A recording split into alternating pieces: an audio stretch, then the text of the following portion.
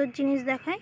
এই দেখো ফুল হয়েছে, আমি দেখিনি, মা আমাকে বললো যে দেখা ফুল হয়েছে, তাই তোমাদেরকে দেখাতে এসেছি।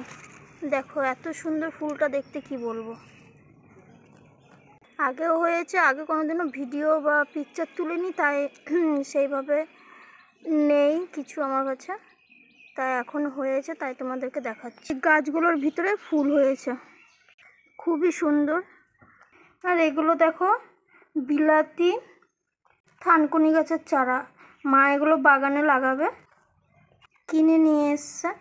আর গাছপালা মানে আমাদের এত ভালো লাগে, কি বলবো, প্রাকৃতিক সৌন্দর্যই হচ্ছে গাছপালা। দেখো একটা কয়েনের মতন পাতাটা, আর কত বড়, কত সুন্দর দেখতে, মনে হচ্ছে একটা কয়েন। আর প্রকৃতির এত সুন্দর সুন্দর জিনিস আছে যে আমরা বাইরে না গেলে সেগুলো উপভোগ করতে পারি না। এগুলো কি বলো তো, এগুলো কাঁচা পদ্মের বীজ, এগুলো কিনে নিয়ে এসছে মা আমার জন্য। পদ্মের বীজগুলো ছাড়িয়ে খাওয়া হয়। আর এই বীজগুলো দেখো পাকা পদ্মের বীজ, এই বীজগুলো রোদে দিয়েছিলাম, এগুলো লাগাবো।